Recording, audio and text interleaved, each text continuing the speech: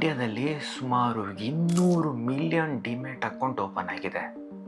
ಅಂದರೆ ಸುಮಾರು 20 ಕೋಟಿ. ಆದರೂ ಮಾರ್ಕೆಟ್ನಲ್ಲಿ 95% ಜನರು ಫೇಲ್ ಆಗ್ತಿದ್ದಾರೆ. ಅಂದರೆ ಯಾಕೆ ಗೊತ್ತಾ? ಹಾಗಿದ್ರೆ ಮಿಕ್ಕಿದ 5% ಜನರು ಸಕ್ಸಸ್ ಆಗ್ತಿದ್ದಾರೆ ಅಂತಂದರೆ ಸೀಕ್ರೆಟ್ ಐಡಿಯಾ ಏನಾದರೂ ಇದೆಯಾ? ಇದ್ರೂ ಯಾವುದು? ಇದು ಬಿಗಿನರ್ಸ್ಗೆ ತುಂಬ ಈಸಿಯಾಗಿ ಅರ್ಥ ಆಗೋ ರೀತಿಯಲ್ಲಿ ಹೇಳ್ತೀನಿ. ನೀವು ಸ್ಟಾಕ್ ಮಾರ್ಕೆಟ್ನಲ್ಲಿ ಸಕ್ಸಸ್ ಆಗಬೇಕು ಅಂತಂದರೆ ಕೊನೆವರೆಗೂ ನೋಡಿ, ತುಂಬ ಇಂಪಾರ್ಟೆಂಟ್. ನಮ್ಮಲ್ಲಿ ಎಷ್ಟೋ ಜನ ಕಣ್ಣಿಗೆ ಬಟ್ಟೆ ಕಟ್ಕೊಂಡು ಬಿಲ್ಲು ಬಾಣ ಬಿಡ್ತಾ ಇರ್ತೀವಿ. ಮೊದಲು ಅದನ್ನ ನಿಲ್ಸಿ. ಈ ಮಾತು ಇಲ್ಲಿಗೆ ಯಾಕೆ ಬಂತು ಅನ್ಕೊಂಡ್ರ? ಇನ್ವೆಸ್ಟ್ ಮಾಡುವ ಮುಂಚೆ ನಿಮ್ಮ ಗುರಿ ಏನಂತ ತಿಳ್ಕೊಳ್ಳಿ. 3 ವರ್ಷದಲ್ಲಿ ಕಾರ್ ತಗೋಬೇಕಾ, ಅಥವಾ 20 ವರ್ಷದಲ್ಲಿ ರಿಟೈರ್ಮೆಂಟ್ ಏನಾರ ಪ್ಲಾನ್ ಇದೆಯಾ, ವರ್ಲ್ಡ್ ಟೂರ್ ಮಾಡ್ಬೇಕಾ, ಅಥವಾ ಮನೆ ಕಟ್ಟಿಸ್ಬೇಕಾ? ಗುರಿ ಏನಂತ ಪಕ್ಕ ಡಿಸೈಡ್ ಆಗೋದ್ರೆ, ಗುರಿ ಮತ್ತೆ ಫೋಕಸ್ ಸ್ಪಷ್ಟ ಆಗೋದ್ರೆ ಇನ್ವೆಸ್ಟ್ ಮಾಡಲು ಸೂಕ್ತ ಆಗುತ್ತೆ. ಗುರಿ ಇಲ್ಲ ಅಂದ್ರೆ ಬೆಳವಣಿಗೆ ಆಗಕ್ಕೆ ಸಾಧ್ಯನೇ ಇಲ್ಲ. ಎರಡನೇ ಸೀಕ್ರೆಟ್ ಏನ? ಸ್ಟಾಕ್ ಮಾರ್ಕೆಟ್ಗೆ ನೇರವಾಗಿ ಹೋಗ್ಬೇಡಿ. ಯಾಕಂದ್ರೆ ಯಾಕೆ ಹೋಗ್ಬಾರ್ದು ಅಂದ್ರೆ ತುಂಬಾ ವಾಲಟೈಲ್ ಇರುತ್ತೆ. ಈ ವಾಲಟೈಲ್ ನೋಡಿನೇ ತುಂಬಾ ಜನ ಜ್ವರ ಬರ್ಸ್ಕೊಂಡು ಮಾರ್ಕೆಟ್ ಬಿಟ್ಟು ಹೊರಟೋಗಿದ್ದಾರೆ. ನೀವು ನ್ಯೂಸ್ ಕೇಳೇ ಇರ್ತೀರಾ, ಮಾರ್ಕೆಟ್ ಅಷ್ಟು ಬೀಳ್ತು, ಇಷ್ಟು ಲಾಸ್ ಆಯಿತು, ಇನ್ವೆಸ್ಟರ್ಗಳು ಅಷ್ಟು ಲಕ್ಷ ಕೋಟಿ ಕಳ್ಕೊಂಡ್ರು, ಅಯ್ಯೋ ಅಂತ ಎಲ್ಲ ಗೋಳಿಡ್ತಾ ಇರ್ತಾರೆ. ಈ ನ್ಯೂಸ್ ಮೀಡಿಯಾದವರು ರಿಸರ್ಚ್ ಇಲ್ದೇನೆ ಬರೀ ಮಾತು ಚೆಲ್ತಾರೆ. ಅದಕ್ಕೆಲ್ಲ ನೀವು ತಲೆ ಕೆಡಿಸ್ಕೋಬೇಡಿ. ನಿಮ್ಗೆ ಗೊತ್ತಿಲ್ಲದೆ ಇರೋ ಒಂದು ಸೀಕ್ರೆಟ್ ಏನು ಅಂದರೆ, ಮಾರ್ಕೆಟ್ ಬಿದ್ದಾಗಲೇ ಒಬ್ಬ ನಿಜವಾದ ಇನ್ವೆಸ್ಟರ್ ಹುಟ್ಟೋದು. ದೊಡ್ಡ ದೊಡ್ಡ ಇನ್ವೆಸ್ಟರ್ಗಳು ಇದನ್ನೇ ಹೇಳ್ತಾ ಇರೋದು. ಅರ್ಥ ಮಾಡ್ಕೊಳ್ಳಿ.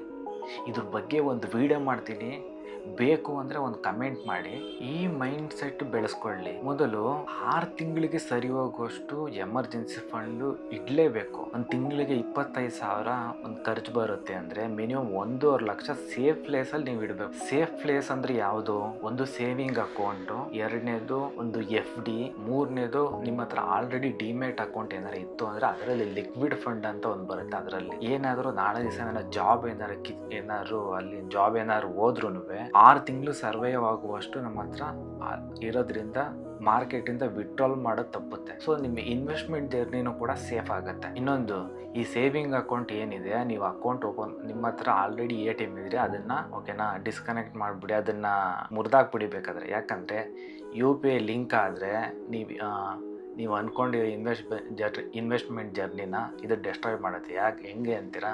ನೀವು UPI ಲಿಂಕ್ ಮಾಡಿಕೊಂಡ್ರೆ ಎಮರ್ಜೆನ್ಸಿ ಫಂಡೆಲ್ಲ ಯಾವುದೋ ಕಾರ್ಡಿಗೆ ಹೊಂಟೋಗುತ್ತೆ. ಸೊ ಅದಕ್ಕೆ ಅದನ್ನ ಡಿಸ್ಕನೆಕ್ಟ್ ಮಾಡಿಬಿಡಿ. Only saving account. ನಿಮ್ಗೆ ಎಮರ್ಜೆನ್ಸಿ ಬೇಕು ಅಂದಾಗ ಮಾತ್ರ ನೀವು ಹೋಗ್ಬಿಟ್ಟು ಅಕೌಂಟಲ್ಲಿ ನೀವು ಥರ ಇರಬೇಕು. ಆ ರೀತಿ ನೋಡ್ಕೊಳ್ಳಿ. ಇದು ಒನ್ಲಿ ಎಮರ್ಜೆನ್ಸಿ ಪರ್ಪಸ್. ಇಲ್ಲಿ ಕೆಲವು ಸ್ಟಾಕ್ಗಳು ನೇಮ್ ತಗೊಳ್ತೀನಿ, ಹೋಗಿ ಡಬ್ಬಂತ ಹೋಗ್ಬಿಟ್ಟು ಬೈ ಮಾಡೋಕ್ಕೆ ಹೋಗ್ಬೇಡಿ. ಜಸ್ಟ್ ಮಾರ್ಕೆಟಲ್ಲಿ ಬಿಗಿನರ್ಸು ಹೇಗೆ ಸ್ಟಾಕ್ನ ಸೆಲೆಕ್ಟ್ ಮಾಡ್ಕೋಬೇಕು ಅಂದರೆ, ಇಂಡೆಕ್ಸ್ ಇರ್ತವಲ್ಲ, ಸೊ ಇಂಡೆಕ್ಸ್ ಒಳಗಡೆ ಆಲ್ಮೋಸ್ಟ್ ಸ್ಟ್ರಾಂಗ್ ಕಂಪ್ನಿಗಳೇ ಆಗಿರ್ತವೆ.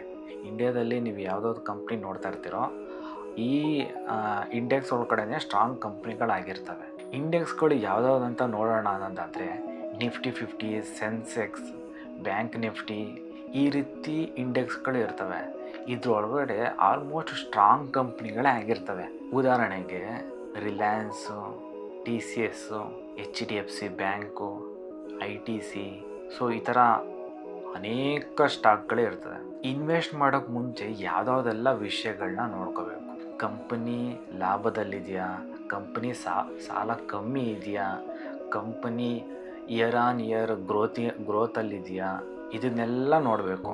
ಕಂಪನಿಗಳಲ್ಲಿ ಯಾವುದೆಲ್ಲ ನೋಡಲೇಬಾರ್ದು, ಮುಖ್ಯವಾಗಿ ಬೆಲೆ ಅಂತೂ ನೋಡಲೇಬಾರ್ದು. ಸಾಮಾನ್ಯವಾಗಿ ಕಾಮನ್ ಮಿಸ್ಟೇಕ್ ಏನಪ್ಪ ಅಂದರೆ, ಪ್ರೈಸ್ ಕಮ್ಮಿ ಇದೆ ಅಂದ ತಕ್ಷಣ ಹಿಂದೆ ಮುಂದೆ ನೋಡಿದ್ರೆ ಬೈ ಮಾಡಿಬಿಡ್ತೀವಿ. ಪ್ರೈಸು ಅರ್ಥ ಮಾಡ್ಕೊಳ್ಳಿ, ಪ್ರೈಸು ಒಂದು ಇಂಡಿಕೇಟ್ ಅಷ್ಟೇ. ಹೇಗೆ NSEಲಿ ನಿಫ್ಟಿ 50 ಅಂತ ಇಂಡೆಕ್ಸ್ ಇದೆ, ಅದೇ ರೀತಿ ಕಂಪ್ನಿಗಳಲ್ಲಿ ಪ್ರೈಸ್ ಕೂಡ ಇಂಡಿಕೇಟ್ ಅಷ್ಟೇ. ಒಂದು ಕಂಪನಿ ಜೀವ ಇಲ್ಲದ ಒಂದು ವಸ್ತು ಅಂದ್ಕೊಳ್ಳಿ. ಅಂದರೆ ಜೀವ ಯಾರು ಅಂದರೆ board of member and management. ಇವಾಗ ಗೊತ್ತಾಯ್ತಾ ನಿಮಗೆ?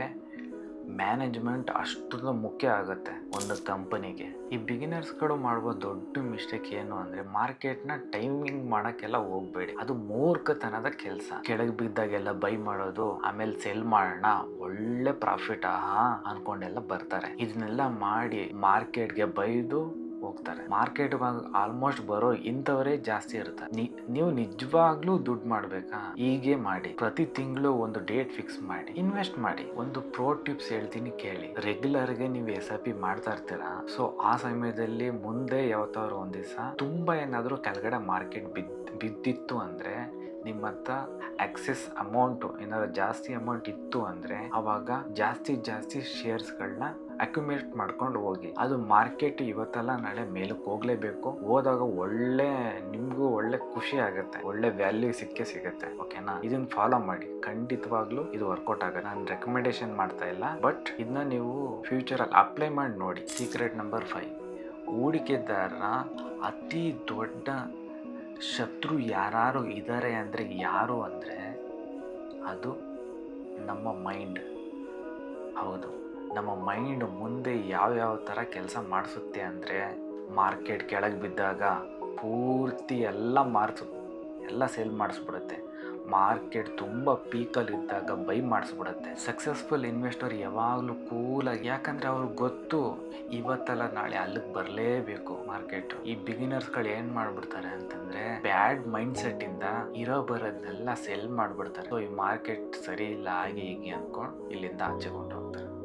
ಬರ್ತಾರೆ ಮತ್ತೆ ಇನ್ನೊಂದು ದಿವಸ ಯಾವತ್ತಾರೋ ಒಂದು ದಿವಸ ಬಂದು ಮತ್ತೆ ಇನ್ನೊಂದು ದಿವಸ ಫ್ರೆಶ್ ಆಗಿ ಶುರು ಮಾಡ್ತಾರೆ. ಸ್ಟಾಕ್ ಮಾರ್ಕೆಟ್ ಜೂಜಾಟ ಅಲ್ಲ, ಹಂಗಂತ ಕಷ್ಟನೂ ಅಲ್ಲ. ಇದೊಂದು ಮೈಂಡ್ ಗೇಮ್ ಅಷ್ಟೇ. ದೊಡ್ಡವ್ರು ಹೇಳಿಲ್ವಾ, ತಾಳಿದವನು ಬಾಳಿಯಾನು. ಈ ವಿಡಿಯೋ ನಿಮಗೆ ಇಷ್ಟ ಆದರೆ ಲೈಕ್ ಮಾಡಿ, ಶೇರ್ ಮಾಡಿ, ಸಬ್ಸ್ಕ್ರೈಬ್ ಮಾಡಿ. ನಿಮ್ಗೆ ಏನಾದರೂ ಡೌಟ್ ಇದ್ದರೆ ಅಥವಾ ಸಜೆಷನ್ ಏನಾದ್ರು ಕೊಡಬೇಕಿತ್ತಂದರೆ ಕಮೆಂಟ್ ಮಾಡಿ, ರಿಪ್ಲೈಯಲ್ಲಿ ಸಿಗ್ತೀನಿ.